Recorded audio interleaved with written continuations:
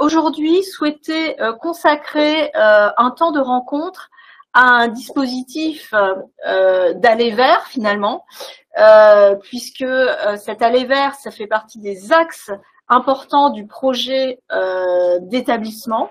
Et donc, nous accueillons pour parler du service psychiatrique intersectoriel à domicile du pôle psychiatrie personnes âgées, donc le docteur Pierre-Luc Podlipski, donc qui est Bonjour. psychiatre.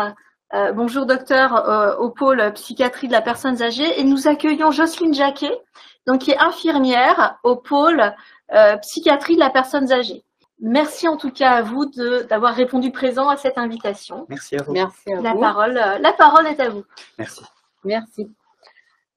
Donc, où en est-on du SPID après 11 mois d'activité maintenant?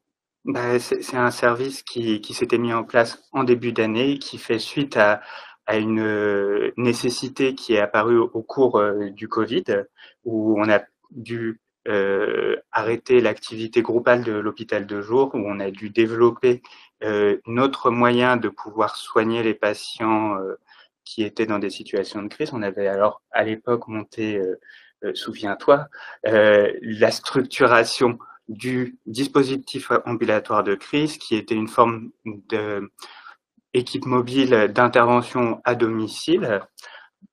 Devant ce bon retour qu'on avait pu avoir, des profils de patients qui étaient vraiment demandeurs de pouvoir accéder à ce type de soins, on a essayé de le maintenir. On a construit tous ensemble, suite à des groupes de travail, de travaux, peu importe, une préparation, et on s'est lancé du coup là depuis un an avec une vraie demande qui est apparue de diverses portes, on va dire.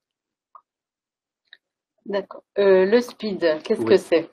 Bah oui, il faut déjà répondre à cette question-là quand même. Le SPID, comme je disais, hein, c'est une équipe mobile, qui va se centrer essentiellement sur les soins qui sont de crise, sans pour autant aller jusqu'aux soins intensifs comme peuvent proposer les services d'hospitalisation à domicile, par exemple. Malgré tout, on est une équipe mobile qui peut intervenir au domicile avec des fréquences d'intervention de une fois par semaine, plus si nécessaire, et puis progressivement moins quand il y a un projet de suite qui est en train de se construire.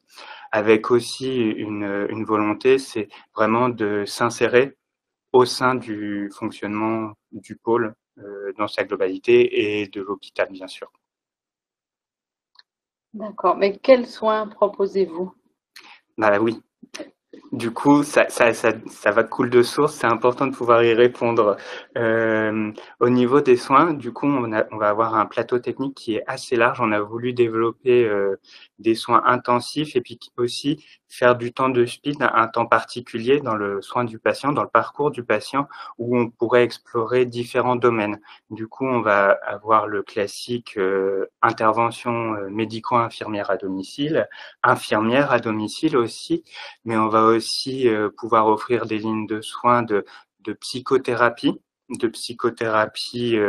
adaptées à la situation du patient, donc qui peuvent se faire soit dans nos locaux, mais le plus fréquemment au domicile du patient, et aussi des lignes de soins de psychomotricité et de neuropsychologie, afin éventuellement de faire des bilans de psychomotricité pour évaluer la situation du patient, pouvoir lui faire bénéficier d'un abord autre que la verbalisation pour ses soins, et aussi au niveau cognitif, pouvoir explorer un petit peu ce domaine-là dans cette période de crise qu'on peut rencontrer.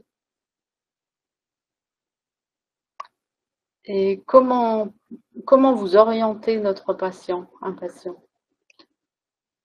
Si vous souhaitez nous orienter, vous souhaitez nous adresser à un patient, c'est ça? Voilà, comment arrive le patient? Ah, très simple. Très simple, il faut déjà qu'il y ait un psychiatre qui soit dans la boucle. C'est un préalable nécessaire qu'on a pu déterminer pour une raison simple. L'organisation du pôle, là encore, c'est essentiel. Au sein du pôle, on dispose déjà d'une équipe mobile d'évaluation.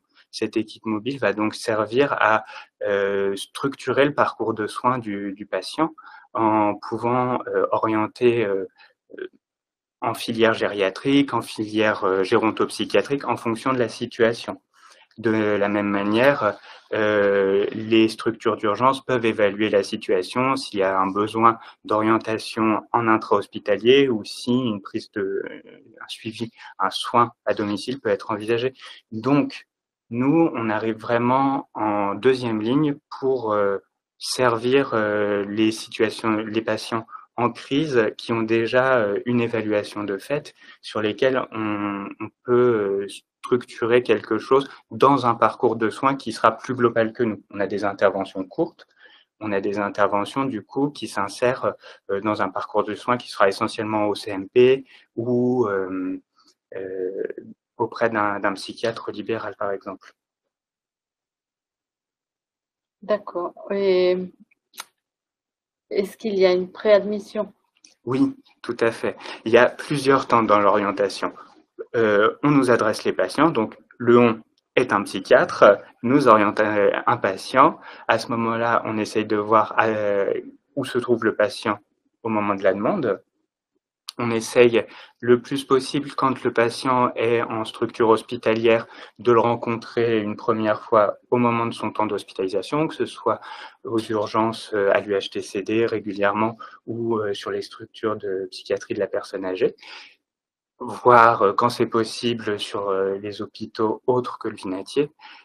Et dans un deuxième temps, on essaye de rencontrer le patient et son entourage proche, pour essayer d'établir un petit peu un projet de soins préalable avec lui sur ce qui peut attendre du SPID et ce qui peut aussi ne pas être pertinent d'envisager. On peut tout de suite mettre un cadre en place pour pouvoir travailler sur la durée qui n'est pas une durée longue, puisque ça va être une durée d'un mois renouvelable 2 fois. Donc il faut pouvoir aussi travailler un soin qui prépare déjà un relais et une continuation sur d'autres structures. Et justement, quels sont vos objectifs de soins? Ça va être des objectifs qui sont des objectifs souvent partiels. On va pas essayer de stopper un épisode dépressif ou de prendre en charge dans sa globalité la bipolarité. Ça va être véritablement plus auprès de nos collègues des CNP qu'on va travailler, mais ça va être des moments de crise, des moments où l'épisode dépressif va être le plus intense, où il peut y avoir un début d'idéation suicidaire qui commencent à se développer, par exemple, qui peuvent être présents, tout en sachant qu'on ne va pas non plus pouvoir avoir une disponibilité équivalente à l'hospitalisation. Donc ça va vraiment être l'occasion de se poser, de se dire, là, il y a un moment de crise, comment on essaye de le résoudre, et si on ne peut pas le résoudre, comment on peut accompagner au mieux la personne vers une structure plus adaptée, comme un temps d'hospitalisation, par exemple.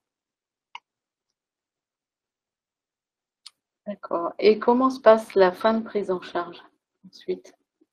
La fin de prise en charge, ça va dépendre du projet de soins qui a été développé avec le patient. Il y a certains patients qui peuvent pas accéder à un soin de suite en suivi CMP et qui vont privilégier du coup une orientation plus vers leur médecin traitant, auquel cas on va être amené à faire quelques recommandations un petit peu contenantes pour la suite de prise en charge du patient. La plupart du temps, généralement, on essaye d'organiser un relais auprès du CMP, surtout que la plupart du temps, le patient est connu du CMP, il a un suivi antérieur au CMP, et à ce moment-là, on essaye de reprendre le fil de sa prise en charge CMP en plusieurs temps.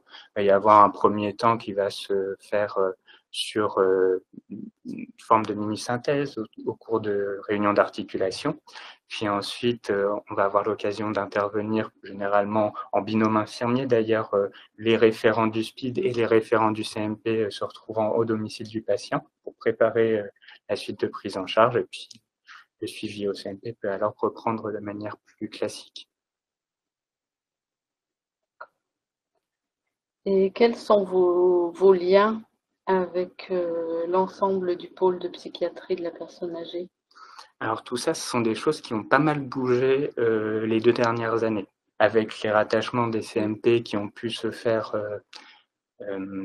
dans le contexte du Covid, avec le fait qu'on est passé d'un hôpital de jour, justement, à plus une structure de soins individuels, avec l'idée vraiment de pouvoir être présent au maximum auprès de l'équipe du pôle, avec une forme de disponibilité. On essaye de maintenir ça au maximum au SPIC. On est là pour être réactif, pour que le parcours de soins du patient soit le plus lisse possible, que ce ne soit pas des temps de rupture avec des passages en hospitalisation qui peuvent être parfois délétères pour les patients, d'autant plus chez les personnes âgées. Eh ben, merci à vous, en tout cas, pour ce temps d'échange. J'espère que notre auditoire a été intéressé. En tout cas, ça a été très riche, très précis aussi, je trouve, les informations que vous nous avez communiquées. Merci à tous. Bonne journée à tous.